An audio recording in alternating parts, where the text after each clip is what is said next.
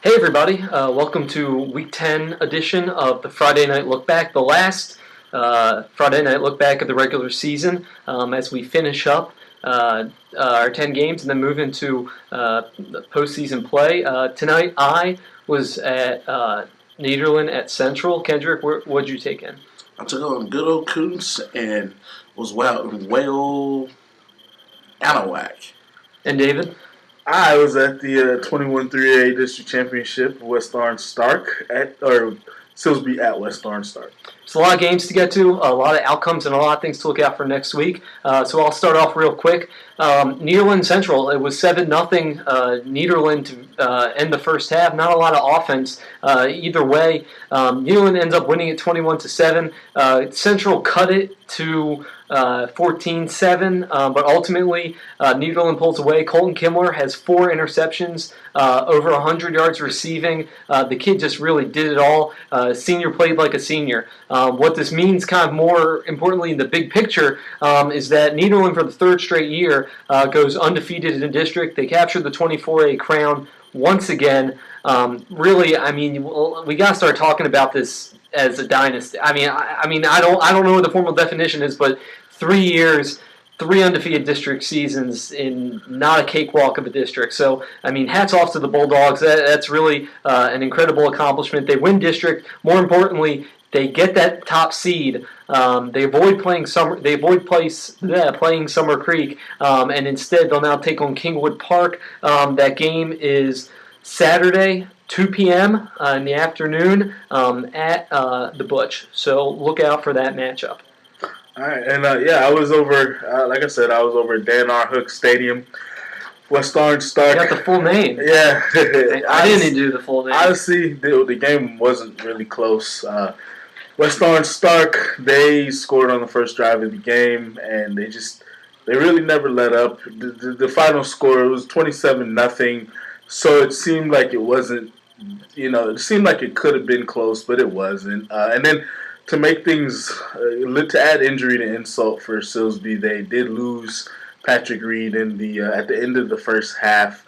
I don't know exactly what it was. I saw him leave the stadium on crutches. So hopefully it's not bad. They obviously will need him next week. Their offense honestly runs entirely through him. I mean, the passing game, even the running game does. When he's not in there, I mean, West Orange was able to load the box and just pretty much show no respect to Silsby's passing game. So they're going to need him. West Orange Stark's going to play next Thursday. They play Huffman Hargrave at Barbers Hill next Thursday, like I said. I'm not sure of the time, but Barbers Hill in Mount Bellevue. And Silsby, I don't know the when and where they're playing, but I do know that they're playing Cleveland. So, like I said, either one way or another, without Patrick Reed, things will get a lot tougher for them. But just quick for West Orange, Deontay Thompson, Alabama commit.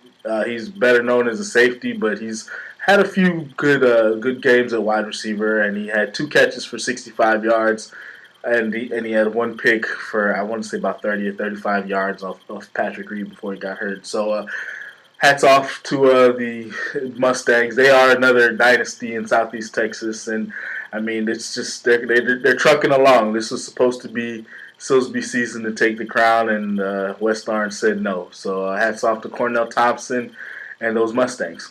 Roll District 21 3A. Kendrick, what happened with you? I'm on the other end of the spectrum. I didn't get a dynasty. In fact, I had a team that for the first time since 1973, before any of us were even born, went to the playoffs. You can't prove that. They got the job done. The Coons Lions won 42-14 over Anahuac, going to the playoffs for the first time in football since 1973. They're accustomed to going to playoffs in basketball, being really rated among the top teams in the state, but football evidently is just not their sport until this year. And just seeing the emotion and stuff that the community and stuff, it was a big deal. I had people coming to tell me that I haven't seen them play since I was in kindergarten, and I don't even remember the game. So I guess I got memories in the 20,000s to live on. They have a scrappy defense. They're a type of team that they can win individual matchups, But they play Tatum, who's a perennial power in East Texas. That's a real dynasty. Yeah. And they got to go all the way out to Nacogdoches. They play Thursday night at Nacogdoches at Stephen F. Austin Lumberjack Stadium. If you want to come support those guys, the whole community is behind them.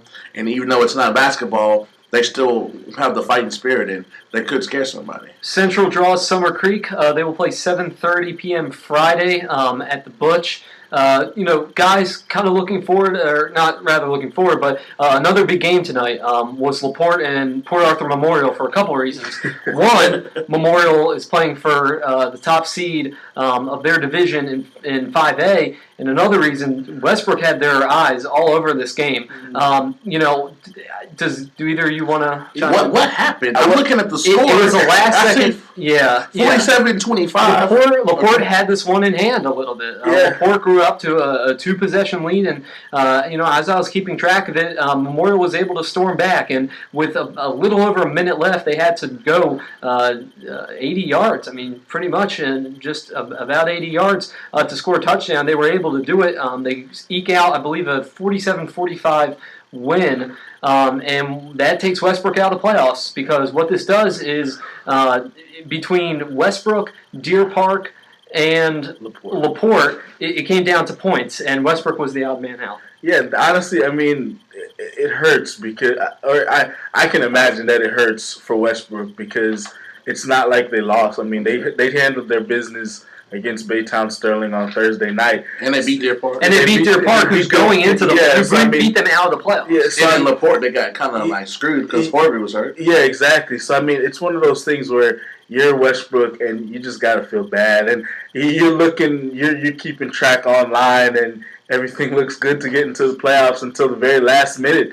And that's just gotta hurt. And but hats off to Westbrook, for a great season. Herbie will go on to play college ball. Hopefully, a couple other of those kids will, and hopefully Westbrook does have a bright future. They have Justin Essex, the sophomore quarterback, who will be a junior, obviously. Same thing with Keith Corbin, DeMarcus Smith at running back. But hats off to you guys over at Westbrook. It was a great season. Just one of those things that it happens. It's just one of those unfortunate things. P&G wins tonight. They're all over Livingston, 49-6. Unfortunately for them, though, LCM takes care of business against Vidor, 17-13. So P&G has to play Crosby. It's going to be a lot of points. They're going to play 7:30 Friday at Barbers Hill. Crosby's a very good team. I mean, they put up 56 on Nederland the opening week of the season. Now, granted, I think Nederland's a lot better now than they were at the start of the year, but yeah, it's P&G. Welcome to the playoffs. Now you have to beat Crosby. Yeah, P&G's going to have to put up a lot of points if they want to have any chance of. I know they like to look at us and prove us wrong, but they're going to have to put a lot of points up if they want to stand a chance against Crosby. Can't blame anyone for wanting to look at us. Moving on, Orangefield 35, Bridge City 14. A little bit of drama in this one. A fight breaks out at the end of the first half. Bridge City quarterback has to sit out the second. I read because of it. I'm just going to take the reporter's word on that one. Orangefield does clinch a playoff berth. Yeah. They're in the playoffs for the first time since in a decade, I believe. Yeah, since 2003, they're going to be playing Cold Spring Oakhurst, who I want to say is ranked 11th or 12th, not sure. But they play Cold Spring Oakhurst next Friday at Huffman Hargrave. So, when I talked to Coach Smalley earlier in the week, he said it didn't matter if they had to play Cold Spring, Cleveland, the New Orleans Saints. It didn't matter to them. They just want to make the playoffs. So he's got his wish. He's got Cold Spring. Not the Saints, but he's got Cold Spring. I think he'd be okay playing the Cowboys. He might be okay with the Cowboys, for other reasons. As it means it's eating 10 to the season for the droughts to end in the playoffs. It is. Yes. LCM goes into the playoffs for the first time since '97. A little context for real. I was 7 years old. Yeah, he's a youngin'. Good job. But I don't get let into bars very easily. Kendrick, talk about real quick. Hardin Jefferson, they win 48-20 over HF. What's that mean for that team? Oh, shout out to my man, Coach Du Bois. He's in his first year. He's brought in a slot team and installed a winning attitude. They went from literally. They told me that they were picked to win maybe 3 games, and they ended up winning 6. And I think they, from what I can tell, Jump Spring using the game against Silsby, which I think they outplayed them and should have won. to get into the playoffs. So hats off to Coach the boys and them, and they're going to be a tough team with them being a small school because they're a very tough team to play for because their defense is scrappy. They're kind of like a 3A version of LCM. They have a scrappy defense and a good offense and sneaky speed where they're not going to beat themselves. They're going to get their chance every chance to win the game. Memorial will take on Pasadena Memorial 7 p.m. Friday at Baytown Stallworth. That's another game to keep out for. Tonight, let's just get to some scores real quick. Jasper 52, Center 14. Coons, as we mentioned earlier, 49. Anahuac 14. East Chambers 35. Hardin 9. Newton getting back to Newton 42-0 over Woodville. Evadale 37, Sabine Pass nothing. Deweyville 52, Groverton 20. Deweyville going to playoffs, right? Yes, Is Evadale going? I don't think Evadale is. I know Deweyville. Deweyville's going. They're playing Rosebud Lot. Shout out to the Cougars. That's where my dad's from. Cougar land. Small world, honestly. Yeah, they play Rosebud Lot next Saturday, 1 p.m. at Woodforest Bank Stadium up in the Woodlands. So. The otherville, Kirbyville 43, Warren 6. I think I missed that one the first time around. Holdesett 58, Colmies Neal 49, West Hardin 20, Iola Maybe. 40. Sorry. West Sabine doing West Sabine things against Grapeland 64-0. Stop the match. Concordia Lutheran 31, Kelly 14. Kelly fails to get a win for the second straight year. Orange Community Christian, this is football, I believe. Orange Community Christian 91, Magnolia Legacy Prep 57. Orange Community Christian shot 5 of 18 from outside the Legacy 20, Tomball Rosehill 26. Oh, well, that was halftime. I didn't get that one. Yeah, I think those two are, those. So, those are a couple of our finals tonight. Guys, do you have any closing thoughts either from this week or looking ahead next week? Well, sorry. Keep it 30 seconds. No, I'll be quick. Honestly, just in general, it's the playoffs, regular season. It's fun and everything, but there's nothing like being on the road, seeing all these buses going different places. And Unless all of them play at the Butch. Yeah, exactly. But yeah, it's going to be fun. Hopefully we have a lot of teams in the area that advance, and there's nothing like playoff time. And being I'm not from the area, being from the Dallas area, it was cool joining y'all in mid-season, seeing that y'all have a bunch of scrappy teams that if you sleep on them, they will get you, and they will catch you sleeping. We like to call that Freddy Krueger syndrome. Anyway, guys, thank you so much for joining us this week. Stay tuned next week when we will hopefully have another Friday Night Look Back from the playoffs.